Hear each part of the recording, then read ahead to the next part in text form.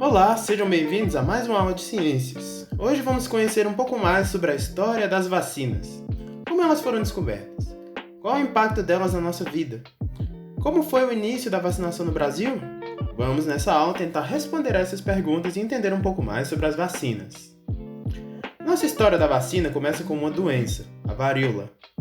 É uma doença viral, causada pelo vírus Variola major e Variola minor, que assolou a humanidade desde a antiguidade.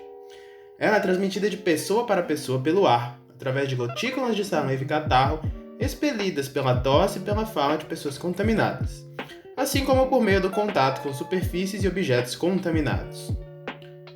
Vários surtos e epidemias de varíola ocorreram na Europa entre o século X e XVIII, e com as grandes navegações e a colonização da África, Oceania e da América, a varíola se espalhou pelo mundo e dizimou diversas populações nativas, como os vários povos indígenas brasileiros. A transmissão da varíola ocorria de forma desenfreada em uma época onde a higiene pessoal, do ambiente e dos alimentos era algo quase inexistente. Os principais sintomas e sinais da varíola são a febre, a dor de cabeça, o mal-estar e as dores musculares. Quando o vírus se espalha pelo corpo, surgem manchas avermelhadas por toda parte que evoluem para pústulas, que são caroços ou bolhas cheias de pus, que é uma secreção viscosa, amarelada e frequentemente mal cheirosa. Depois de 8 ou 9 dias, as pústulas viram crostas, casquinhas. Grande parte dos infectados morre na segunda semana de infecção, e os que sobrevivem apresentam grandes cicatrizes pelo corpo, como nós podemos ver na imagem. As primeiras tentativas de controlar a varíola foram por meio do método de variolização, inicialmente praticado na China. Esse método consistia na inoculação, na introdução do material derivado das crostas da varíola em pessoas sãs, pessoas saudáveis, na tentativa de produzir uma doença mais branda que a natural. Essa ideia surgiu da observação de que pessoas que sobreviveram à varíola não adoeciam novamente, e que pessoas infectadas por contato com a pele acabavam desenvolvendo uma forma mais fraca da doença. Assim, se a pessoa tivesse contato com a pele contaminada de outra pessoa, ela poderia desenvolver uma forma mais fraca, mais branda da doença e, sobrevivendo, ela iria desenvolver a imunidade. Entre aquelas que passavam pela variolização, a taxa de morte era de 1 para cada 60 doentes, enquanto para os infectados por vias naturais, era de uma morte a cada 6 infecções. Entretanto, apesar de promissor, esse método era arriscado. Muitas vezes a pessoa desenvolvia uma forma grave da doença e ainda podia acabar gerando surtos da doença caso a pessoa não ficasse completamente isolada. Foi aí que, em meados da década de 1760, que o aprendiz de cirurgião e médico Edward Jenner soube da história de que os trabalhadores rurais que trabalhavam diretamente com a produção de leite eram imunes à varíola humana, pois desenvolviam a chamada varíola bovina, que tinha efeitos muito mais leves em humanos. Jenner teve a ideia de inocular secreções de uma pessoa infectada pela varíola bovina em uma pessoa saudável para que essa desenvolvesse imunidade contra a varíola humana, que era muito mais perigosa.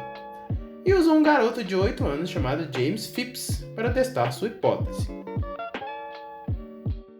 Após a aplicação em Phipps, o garoto teve uma infecção leve. Em 10 dias estava curado. Meses depois, Jenner inoculou Phipps com pus varioloso, vindo de uma pessoa que contraiu a varíola humana. Phipps não ficou doente. Jenner ampliou seus testes para mais crianças e adultos, demonstrando que sua técnica era muito mais segura que a variolização tradicionalmente realizada entre os médicos. Assim nasceu a vacina. O nome vacina vem de Variolae vacini, que era o nome dado por Jenner para a varíola bovina, que também era conhecida como varíola da vaca. Em outras palavras, vacina significa de vaca, ou que vem da vaca, pois a primeira vacina foi produzida a partir de uma doença bovina. Dando continuidade ao trabalho de Jenner, o cientista Louis Pasteur foi o responsável na década de 1880 por desenvolver as vacinas contra a cólera e o antraz.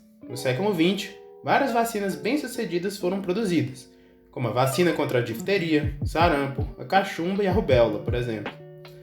Todas elas seguem o mesmo princípio. Um agente infeccioso enfraquecido, inativado ou partes dele é inoculado, é introduzido na pessoa sem a doença. Isso estimula o sistema imunológico, gerando imunidade contra aquela doença infecciosa. Entretanto, atualmente as vacinas não são mais feitas com pus nem pedaços de pega de pessoas doentes. O processo de produção de vacina é feito em laboratório de forma muito mais segura e com muito mais testes antes da aplicação em humanos, como vimos na aula passada. Agora é importante destacar algumas informações importantes sobre as vacinas. Primeiro, o processo de adquirir a imunidade pode demorar dias e até meses após tomarmos uma vacina. Se você tomou uma vacina hoje, não significa que hoje ou amanhã você já estará imune à doença.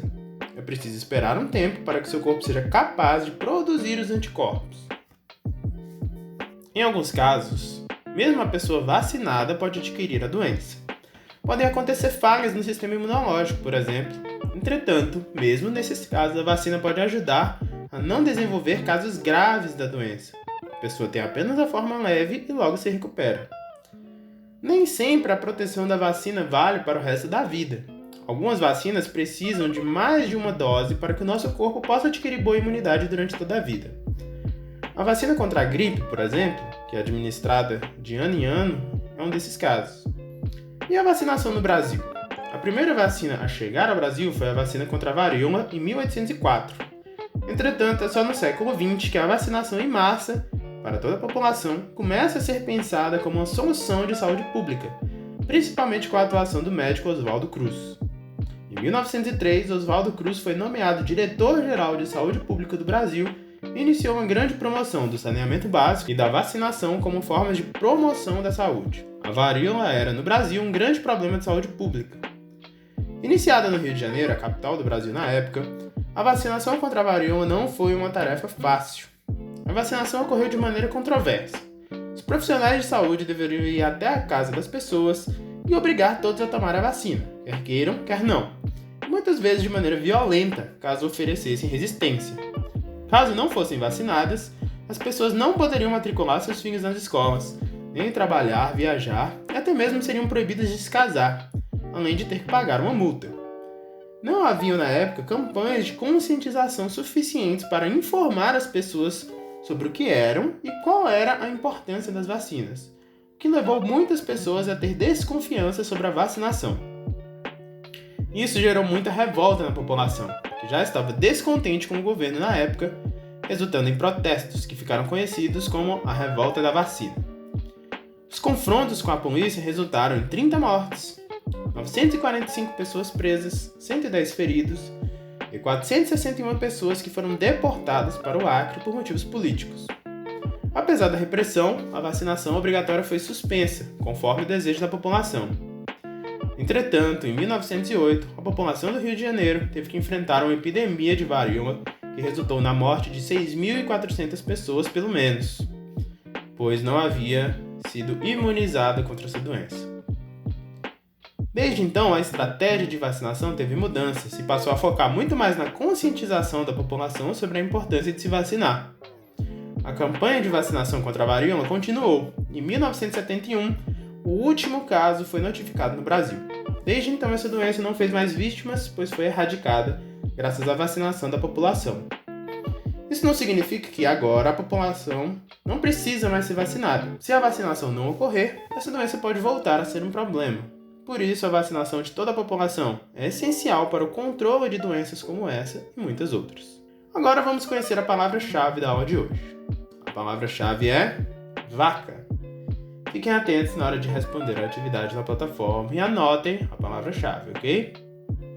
Apesar de todo o benefício da vacinação, até hoje não é vista com desconfiança por muita gente.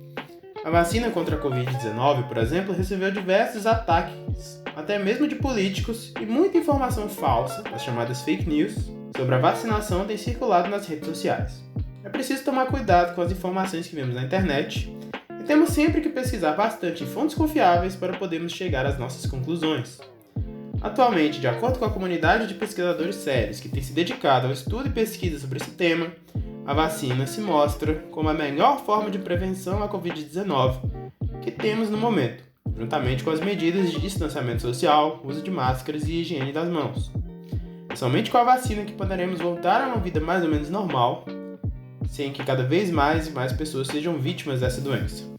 Portanto, incentive as pessoas que você conhece a se vacinar contra a Covid-19 e contra todas as outras doenças que possuem vacinas disponíveis. Verifique com seus responsáveis se você possui a carteira de vacinação. Procure uma unidade de saúde para saber se a sua vacinação está em dia. A vacinação é uma forma de proteger a nós mesmos, a quem nós amamos e a toda a nossa comunidade. Por hoje é isso, espero que tenham aprendido mais sobre a história e a importância da vacinação. Faça a atividade que já está na plataforma e não esqueça da palavra-chave. Até a próxima aula!